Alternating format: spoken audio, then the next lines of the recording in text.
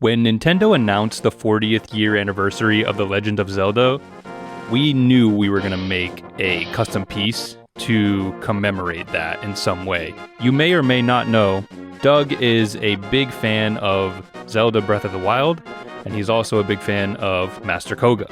Zelda Breath of the Wild has almost too many visual languages to go off of. The best visual style is the Yiga. Now, I knew I was going to do Master Kohga. He is, in my opinion, the actual boss of the game. Master Kohga, the Yiga, they stole the show. I like historical Asian furniture. That's classic. That is a table from the Edo period in Japan, which is the period of the ninja. I'm actually going to design an Edo style low coffee table / dining table. And then I will apply, I'll Kohga-ize it. I'll Yiga it up. So now with the design and the dimensions out of the way, Doug handed everything over to Ian so he can make it in real life. I'm gonna whip up a quick mock-up so that we can look at something physical and decide what we want to change.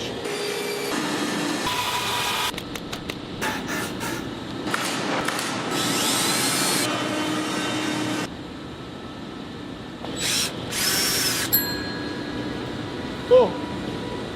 All right, so basically this is just a quick mock-up to get the size as drawn, so we can see the proportions of it actually sitting on the floor and get the perspective right. I think the proportions are quite good.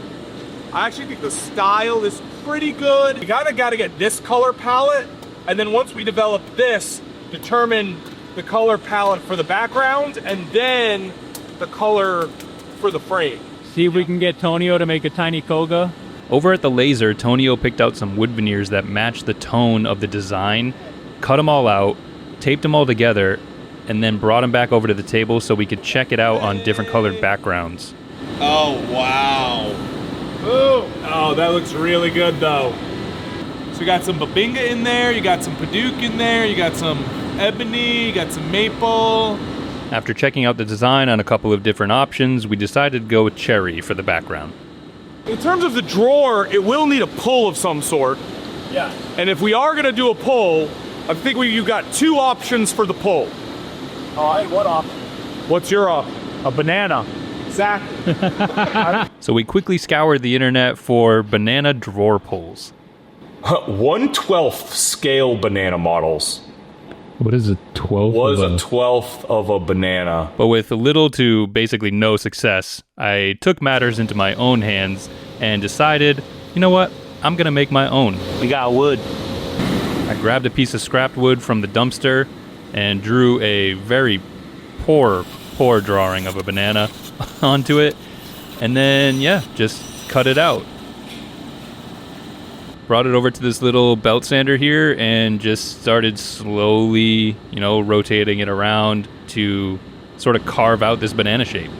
And then a little bit of more hand sanding to get it to a nicer finish, and that was it. Ian!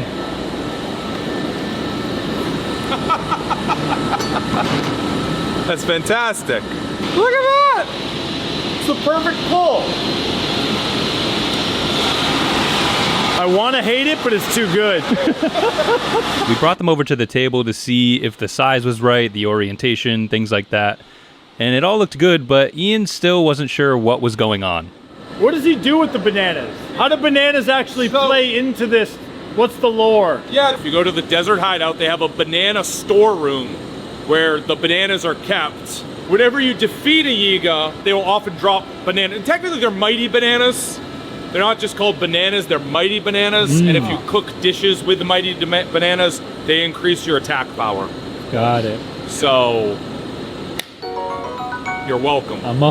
While Ian and I were getting properly educated on banana Yiga lore, Tonio was busy cutting out and assembling the large Master Kohga that's going to be the centerpiece of this table. Might be safer to just bring the table over here. Yeah, I know. Oh, yeah. That looks really good. It's gonna be great. Yeah, it looks really good. We liked Kohga's proportions, so we had Tonio cut out the rest of the pieces, which are 2 smoke bombs on either side, and a bunch of tickets that are exploding out of those smoke bombs, and then a stage behind him that he's sort of hovering in front of. And then it was time to figure out how it's all going to go together. Ian decided to start with the border line first and sort of worked from the ground up, working on the background pieces first, and then Kohga and the tickets would go in last. Once he has the piece centered and taped down where he wants it, he traces it out using an X-Acto knife, and this is very, very important. He's got to go over it a second time and push down hard enough so that he cuts all the way through the fibers, so that when he chisels it out later, the pieces are going to lift up much easier. It's time. Time to cut out the recess for that gear panel. So we're going to use this little router, and we're going to set the depth of the bit to the thickness of a veneer. When we press the piece in, it's going to be the same surface height as everything else. These builds are always a testament to the amount of patience you have to have sometimes in order to be a woodworker, especially when you're doing marquetry and inlays. The amount of routing and chiseling and gluing that was done on this project is insane. If I had left all the footage in, we'd be here for hours and hours.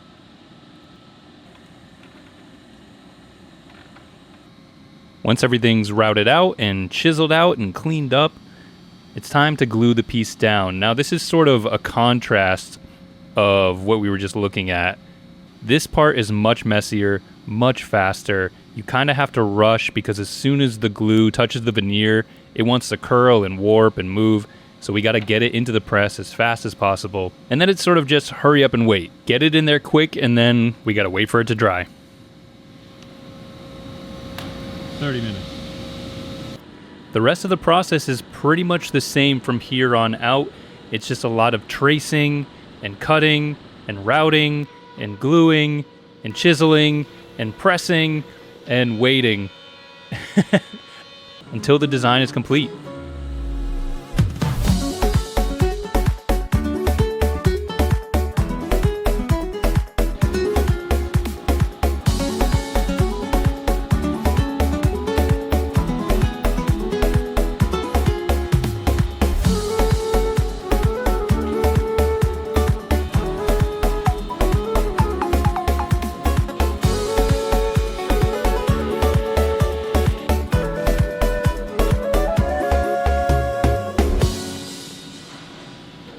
And we let that sit for all day.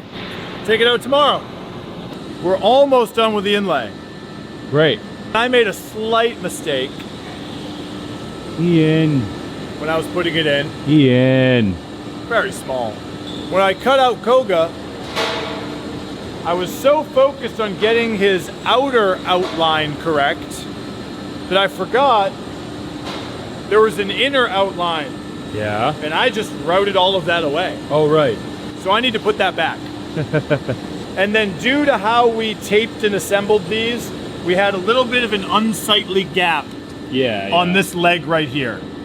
So basically what I did is cut out a piece of this cherry, the grain orientation the same, and we're just gonna splice that right in to match up to that. In order to properly fix these minor mistakes, Ian uses a card scraper here to level everything out and scrape up all the excess glue and things like that before he starts to route out the spaces that he needs to replace.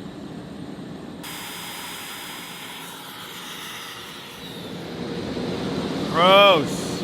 That's all glue. So I was watching this and it like melted and flung this like melted glue ball. So that's just gonna keep happening, which is annoying, but c'est la vie.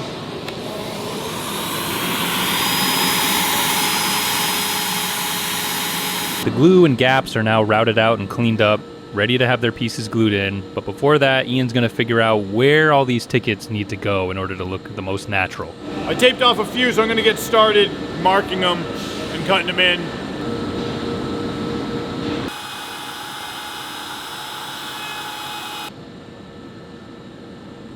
The last few bits routed out, glued up, pressed down, and we're finally done with all of the inlay work that is going to go into the centerpiece of this table. Now all that's left to do is to make the table itself. All right, I'm gonna take these over to the table saw, put a bevel on them, decide what the top's gonna be, and then So Ian sets a 45-degree angle on the table saw so he can get a bevel on these boards. These boards are going to become the frame that are going to hold this Kohga image together. After measuring the thickness of the board where all the inlay is done, Ian now knows how thick he needs to make this channel so that the board will actually fit. So little by little, he just routes out channel after channel to make it a little bit wider, moving the fence as he goes, until he has a perfect fit.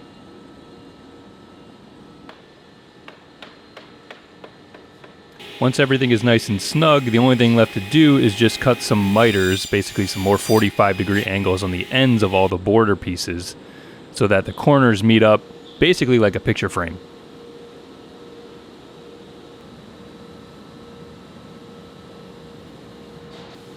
Using these extra long clamps, Ian can square everything up, get everything nice and tight, and this is what you want to see right here, this squeeze out.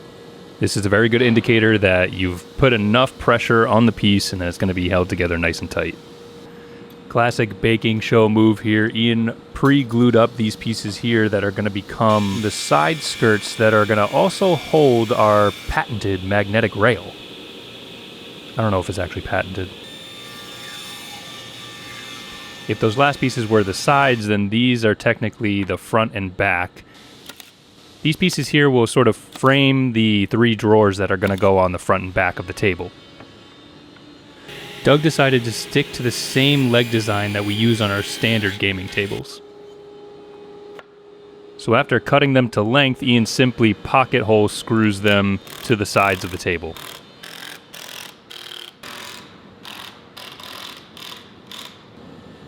With the top and the frame now complete, it's time to square it all up. And Ian is going to add some clipped corners to the top border as well as a under bevel. So using a simple handsaw, he just clips the corner and then adds a top and bottom guiding line so that he can handsaw a bevel on the underside.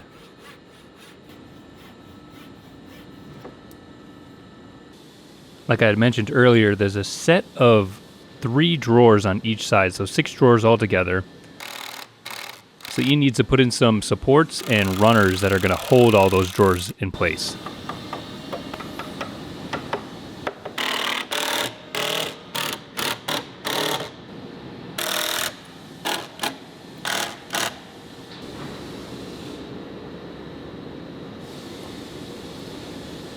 Last thing is just some finishing touches. These corner pieces are a little design that Doug added on the top, and Ian is going to make some cloud lifts on the legs and skirts to sort of mirror that. And after honing my banana carving skills a little bit more and using some yellow heart, I made some new bananas for Ian to use as drawer pulls.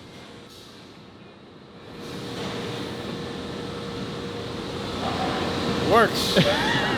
I decided it'd probably be fun to hide a Korok on here somewhere, so I had Tonio laser one up for me. I don't know how hard we want it to be to find. I don't know, like, so this would be, if you just open your drawer a little bit, you'd see him peeking out of the side. This is just ridiculous. I don't know, I kind of just want to have you decide and then me not know, and I'll find it later. All right. And you can put it wherever you want. All right. We probably want people to find it, though. I shouldn't put it on the bottom of the foot. I don't know. On the floor. Hey. It's like tip your table over to find it. It's kind of fun. That is kind of fun. With Kohga all completed and the table all together and the Korok hidden, it's time to put on the finish. And this is where the piece really comes to life and you really start to see if the vision you had in your head is going to be as beautiful as you thought. And in this case, it definitely is. Congratulations to Nintendo for making a game series that is loved by so many people. And here's to 40 years and hopefully 40 more. Thanks for watching.